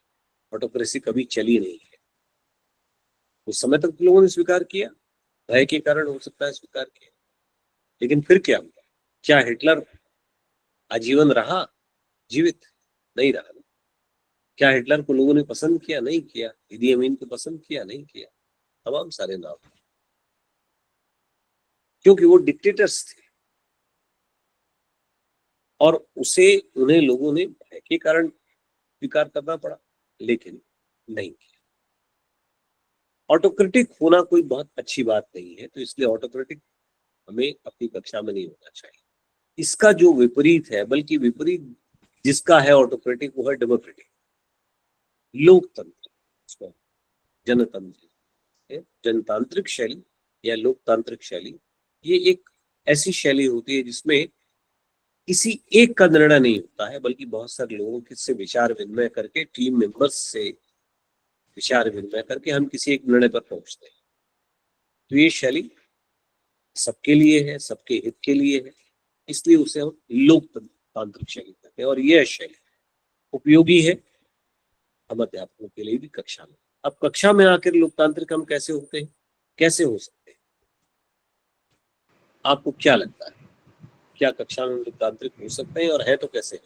जी बिल्कुल हो सकते हैं सर। इसमें लोकतांत्रिक होने का अर्थ यह है, जब आप एक नई योजना बना रहे हैं, कोई पाठ पढ़ाने की योजना बना रहे हैं, कोई टॉपिक समझा रहे हैं, तो ज़्यादा से ज़्यादा बच्चों को उसमें एंगेज किया जाए। जो कोई प्लानिंग की जा रही है तो उसमें बच्चों को शामिल किया जाए। जब उनका इवैल्यूएशन किया जाता है तो उसमें भी उनको उनका पार्टिसिपेट हो, उनको प्रॉपर फीडबैक दिया जाए। तो इस प्रकार से अगर थोड़ा किया जाए तो लोकतांत्रिक हो सकता है sir.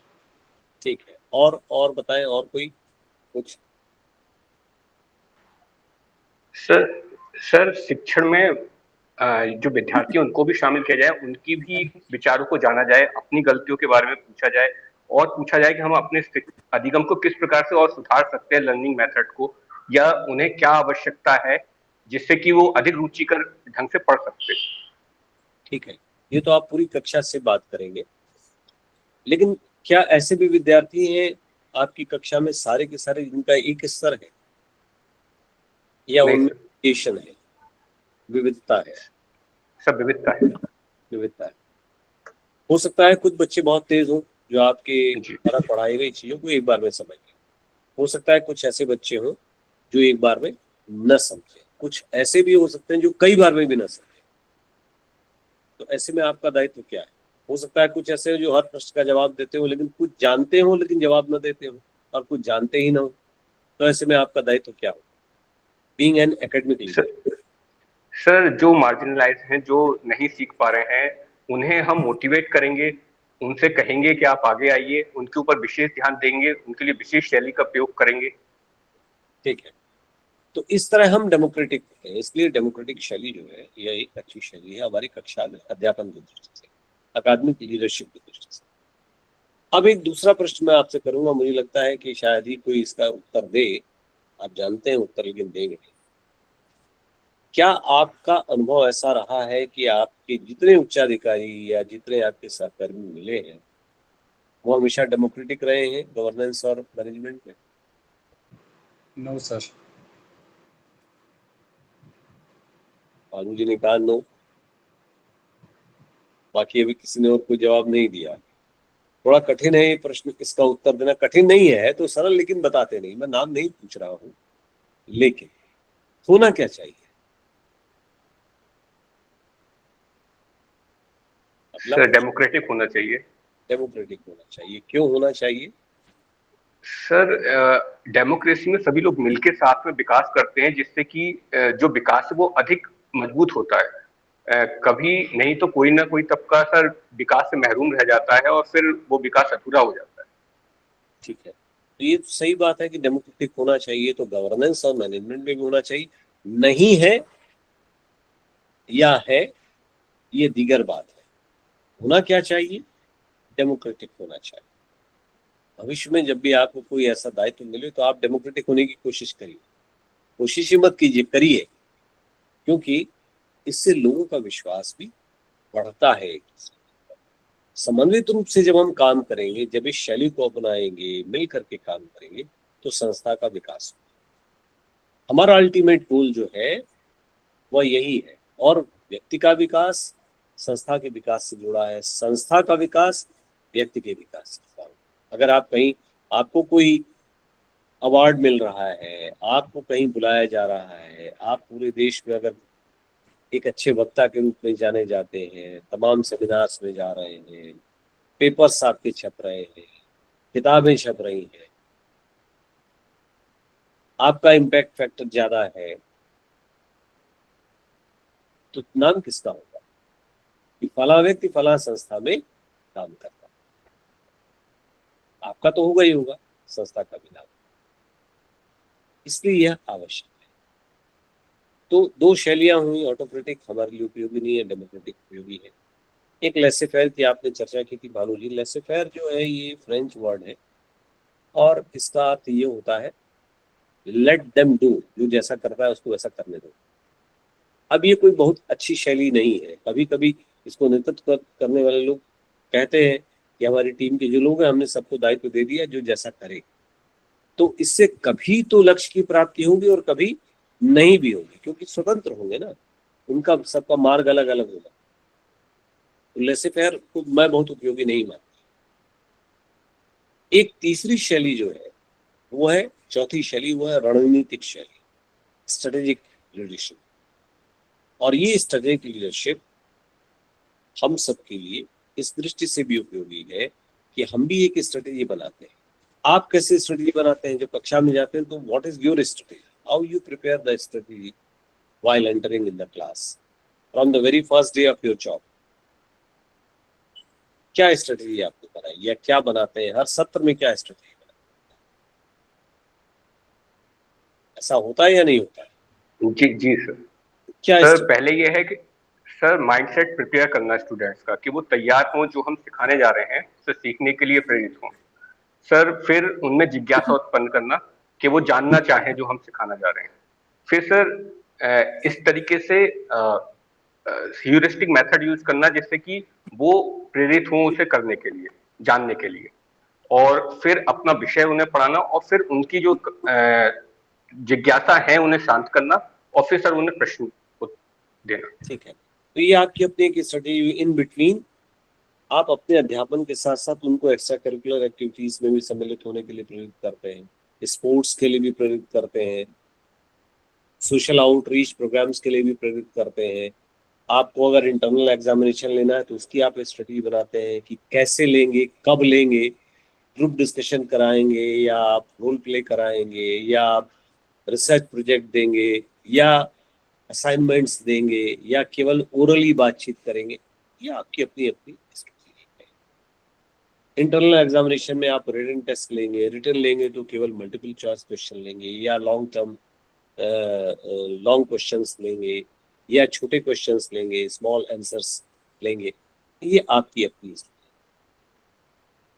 being a part of governance and management, you also make some strategy. Suppose you are a principal, so what is your role? You have to make a strategy from the admission up to the result. अगर वो affiliation university से है तो आप जो university के नियम है उनको पालन करने के लिए स्ट्रेटेजी बनाएंगे। और अगर आपकी ऑटोनॉमी है, suppose you are working in an autonomous college, so the role of a principal in any autonomous institution, it is much more higher than others, much more greater than others. How? उसे ये भी देखना है कि admission कैसे हो, विज्ञापन कब जाए, अधिक से अधिक लोग कैसे आए यहाँ पढ़ने के लिए। इसके बाद उसे कक्षाएं ठीक से संचालित हो रही हैं, ये भी देखना है। ये भी देखना है कि हमारे एकेडमिक एक्टिविटीज ठीक से चल रही है या नहीं। ये भी देखना है कि एग्जामिनेशन कब हो। इसके बाद ये भी देखना है वैल्यूएशन कब हो। फिर वैल्यूएशन के बाद रिजल्ट समय पर आ जाए। इन बिटवीन इंफ्रास्ट्रक्चर डेवलपमेंट देखना है, फाइनेंशियल मैनेजमेंट देखना है, ये सारी की सारी चीजें, टीम बिल्डिंग देखनी है कि हमें अपने लिए कमिटीज बनानी है संस्था के लिए, तो कौन कौन व्यक्ति ऐसा है जिसकी रुचि उन विषयों में है जिनको वो दायित्व देने से वो सफलतापूर्वक हो पाए। ये सारी की सारी चीजें स्ट्रेटेजी के लेवल पे है। जहां भी ऑटोनॉमी यूनिवर्सिटीज में फिर अलग अलग लोग करते हैं, इंस्टीट्यूशनल लेवल पे वो अलग लोग करते हैं। तो यानी आपका दायित्व तो बढ़ जाता है, ऑटोनॉमी जहाँ है वहाँ दायित्व और अधिक बढ़ जाता है, क्योंकि आपको वहाँ पेपर सेटिंग भी देखनी है, वहाँ सिलेक्शन ऑफ पीपल भी देखनी है, सारी चीज। तो ये जो पूरी की पूरी टीम बिल्डिंग से लेके एक पूरा जो विजन है वो उसमें उस स्ट्रेटेजी में। इसलिए being a teacher you have to always follow this style. Another style is coach style. जैसे एक कोच होता है जो अपने स्पोर्ट्स पर्सन के बारे में जानता है कि उसकी क्या कमियां हैं, क्या खूबियां हैं। जो कमी है वो उसको दूर करने की कोशिश करता है, जो खूबी है उसको और अधिक निखारने की कोशिश करता है। In the same way you also do the same in your class. जो बच्चा बहुत तेज है आप उसको और अधिक दायित्व देते हैं, उसे बताते हैं ये किताबें और पढ़ो। जो कमजोर है उसकी कमजोरी को देखते हुए उसकी कमजोरी को दूर करने की कोशिश करते। तो ये जो कोच स्टाइल लीडरशिप है that is also important for the teacher. और भी बहुत सारी शैलियां हैं लेकिन उनका हमारे लिए कोई बहुत महत्व नहीं है। जब हम प्रशासन की बात करते हैं तो एक और शैली आती है दैट इज ब्यूरोक्रेटिक, जहाँ नियम सबके लिए एक समान है। We should follow that one. The word bureaucrat is not very good, it doesn't sound very good, but bureaucracy का अर्थ ये होता है कि वहां पर जो नियम है वो that is equal for all, not different for others. एक अच्छे नेतृत्वकर्ता के लिए जो गुण होने चाहिए, उसे एक अच्छा कम्युनिकेटर होना चाहिए, उसे एक अच्छा टीम बिल्डर होना चाहिए, उसमें आत्मविश्वास होना चाहिए, उसमें अपने सहकर्मियों के प्रति एक समभाव होना चाहिए, उसमें सिनर्जी होनी चाहिए, एम्पैथी होनी चाहिए, ग्रिट होना चाहिए, धैर्य जिसको हम कहते हैं, पॉजिटिविटी होनी चाहिए, क्रिएटिविटी होनी चाहिए। He should be a good manager. तब जा करके इन सारी चीजों के सहयोग से, इन सारे चीजों का पालन करते हुए वो अपने आप को एक अच्छा एकेडमिक लीडर स्थापित कर सकता है, उसके रूप में स्थापित कर सकता है और संस्था को आगे ले जा सकता है। अपनी संस्था अगर वो ऑटोनॉमी है तो उस ऑटोनॉमी का व्यवहार करते हुए वह उसे शीर्ष पर ले जाएगा। और इन सब में अगर किसी की सबसे महत्वपूर्ण भूमिका तो अध्यापक की भूमिका है, क्योंकि वही अध्यापक आगे चलकर प्राचार्य हो रहा है, वही अध्यापक आगे चलकर के डीन हो रहा है, हेड ऑफ इंस्टीट्यूशन हो रहा है, हेड ऑफ डिपार्टमेंट हो रहा है, वाइस चांसलर हो रहा है, कोई वाइस चांसलर हो रहा है। मैंने कभी नहीं सोचा था अपने जीवन में जब मैंने अध्यापन शुरू किया था कि मैं किसी केंद्रीय विश्वविद्यालय का प्रो वाइस चांसलर करूंगा। I never thought, it was not in my agenda in the beginning, क्योंकि उस समय तो मुख्य उद्देश्य क्या होता है कि भाई नौकरी मिले, जहां आप जाना चाहते हैं वहां आगे बढ़े। धीरे धीरे धीरे धीरे अवसर मिलते हैं मनुष्य को। आप अगर निष्ठा से, संलग्नता से काम करते रहेंगे तो अवसर आपके सामने आएंगे और आप उन अवसरों को ग्रहण करें, उन अवसरों को ले, उनको अपने कार्यों के माध्यम से सिद्ध करें, तो आप अपने आप को एक अच्छे एकेडमिक लीडर के रूप में स्थापित कर पाएंगे। मित्रों, समय 6 बज चुका है। आप सबने बड़े ध्यान से मुझे सुना। मैं इसके लिए फिर से आभार व्यक्त करता हूँ प्रोफेसर अब्बासी के प्रति और उनकी पूरी टीम के प्रति। और समय तो ऐसे हो चुका है, फिर भी यदि किसी का कोई प्रश्न है तो उसका स्वागत है, और नहीं तो हम सब यही विराम लें और आप अगले दिन के लिए, अपने अध्यापन के लिए, काम के लिए तैयारी करें। सर मैं कुछ पूछ सकता हूँ सर? हाँ बोलिए। सर आपने एआई का जिक्र किया और आपने कहा कि बहुत खतरनाक है इस समय, जो कि अध्यापक की भूमिका को सीमित कर रहा है। नहीं, खतरनाक नहीं, मैंने कहा कि यह स्थिति ऐसी है जो चुनौतीपूर्ण। जी जी। खतरनाक नहीं, मैंने कहा ना उसको एज ए टूल आप इस्तेमाल कीजिए, नॉट एज अ जी। मास्टर। ठीक है, क्योंकि हम कर रहे हैं ना इस्तेमाल, हम तकनीक का इस्तेमाल कर रहे हैं, आज हम इससे जुड़े हुए तकनीक का इस्तेमाल कर रहे हैं, हम इसे अवॉइड नहीं कर सकते, इसे छोड़ नहीं सकते, जी सर। लेकिन हम इसके खतरों को भांपते हुए इसको चुनौती की तरह लें और अपनी स्थिति को सिद्ध करें, मैंने ये कहा। सर एक और प्रश्न था कि जैसे कि सिस्टम है वो धीरे धीरे चेंज हो पाता है, तो हम ऐसा क्या कर सकते हैं कि ऑटोनॉमी ऑफ टीचर एस्टेब्लिश हो पाए थोड़ी? देखिए, ऑटोनॉमी ऑफ टीचर तब स्टेब्लिश हो, पहले तो ये कि आप किस संस्था में काम कर रहे हैं। अगर मुझे लगता है कि एक सबसे बड़ी बात ये होती है कि अगर अध्यापक एक काम बहुत ईमानदारी से करे तो आधी समस्या का हल हो जाएगा, और वो काम है कि हम नियमित रूप से कक्षा में समय पर जाएं। ये पहला काम है। अपनी कक्षा कभी मत छूटिए अनटिल अनलेस कि कोई आप किसी दूसरे ऐसे शासकीय काम में या संस्था के काम में नहीं लगे हैं तो अलग बात है, नहीं तो कक्षा में अगर आप नियमित रूप से जा रहे हैं, नियमित कक्षा ले रहे हैं, विद्यार्थी अपने आप आपके प्रति एक अलग भाव रखेंगे, और जब जाएंगे कक्षा में तो पढ़ाएंगे भी, पढ़ाएंगे तो आपकी जो स्थिति है वो बिल्कुल औरों से अलग या बेहतर बनेगी, या वैसे ही सारे लोग हैं तो उनमें आपकी स्थिति अच्छी बनेगी। तो आधी समस्या का हल तो ये हो गया। दूसरे, विद्यार्थी के साथ संलग्नता बहुत जरूरी है। पहले जो गुरु शिष्य संबंध हुआ करते थे वो बिल्कुल पारिवारिक थे, वह अभिभावक की तरह था गुरु, आज भी है लेकिन आज वो स्थिति नहीं। पहले गुरुकुल परंपरा थी तो उन्हीं के साथ रहता ही था, 12 वर्ष तक अध्यापक भी वहीं रहते थे, विद्यार्थी भी वहीं रहते थे। अब वो स्थिति तो नहीं है, लेकिन फिर भी अगर आपका जुड़ाव विद्यार्थी के साथ है तो विद्यार्थी आपके लिए सब कुछ करने को तत्पर है, क्योंकि उसे आप पर विश्वास है, फेथ है, बिलीफ है। ये विश्वास आपको अर्जित करना होगा, और ये अर्जित होगा अध्यापन के माध्यम से, आपके अपने व्यवहार के माध्यम से। अगर कोई कमजोर विद्यार्थी है, आप उससे उसके कंधे पे हाथ रख के पूछ सकते हैं कि बेटा तुम्हारी क्या क्या दिक्कतें हैं, बताओ, क्या समझ में नहीं आ रहा है, क्या तुम्हारे पास किताबें नहीं है, चलो हमारे पास एक एक्स्ट्रा पुस्तक है, हम तुम्हें दे सकते हैं, चलो हम लाइब्रेरी तुम्हारे साथ चलते हैं। टाइम थोड़ा देना पड़ेगा। और आप तय मानिए कि आज भी जो हमारा विद्यार्थी है, जो उच्च शिक्षा के क्षेत्र में पढ़ रहा है, जिसे आप पढ़ा रहे हैं, वो आप पर बहुत विश्वास करता है। कभी कभी अपने अभिभावकों से ज्यादा वो अपनी पर्सनल प्रॉब्लम्स भी आपसे डिस्कस करता है, क्योंकि उसको विश्वास होता है कि इसका कोई ना कोई हल मैडम या सर के पास होगा, वो हमें रास्ता सुझा सकते हैं। ये मैं अपने अनुभव से बता रहा हूँ, तमाम बार ऐसे अनुभव से हम गुजरे हैं, आप भी गुजरते होंगे, गुजरेंगे। तो ऐसे में अगर आपके उनके साथ ताल्लुकात बहुत अच्छे हैं, बहुत अच्छे रिलेशंस हैं, तो आपकी, अच्छा, अध्यापक की ऑटोनॉमी होनी किस चीज में चाहिए?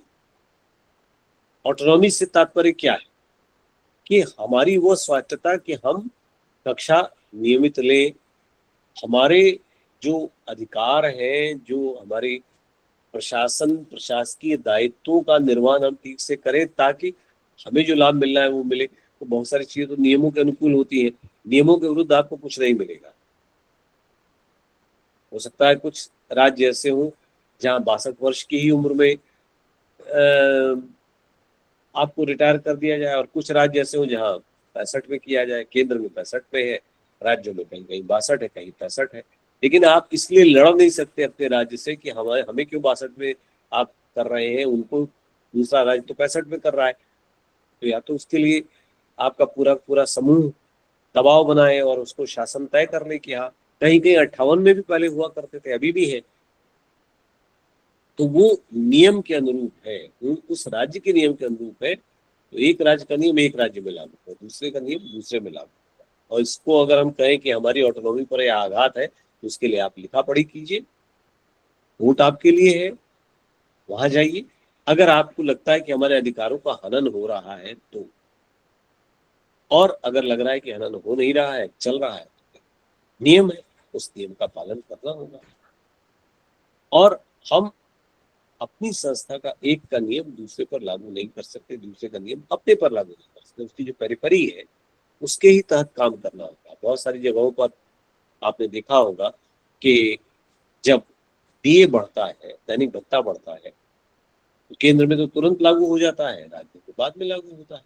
नया वेतनमान आता है तो कभी कभी तो 5-5, 7-7 साल बाद लागू होता है।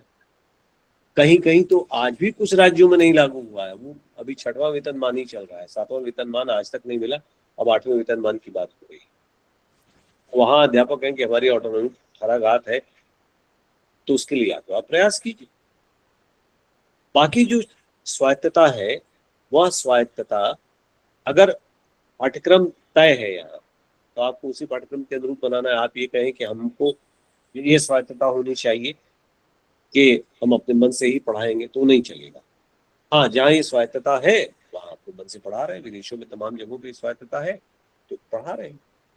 तो यह स्वायत्तता बाधित नहीं होगी, यह निर्धारित होगी। अगर आपको स्वायत्तता दी गई आपके इंस्टीट्यूट को कि यह स्वायत्त शासी संस्थान है, तो आपको वहाँ स्वायत्तता है कि आप अपना पाठ्यक्रम निर्धारित करें, लेकिन इंडिविजुअल नहीं, क्यूमुलेटिव पूरा का पूरा हर कक्षा के लिए एक होगा। वहाँ मूल्यांकन की पद्धति एक, वहाँ प्रश्न पत्र बनाने की पद्धति एक होगी, लेकिन वो स्वायत्त संस्थान कहा जाएगा क्योंकि उस स्वायत्तता में भी आपको उनके नियमों का, उस स्वायत्त शासी निकाय के नियमों का पालन करना। ठीक है,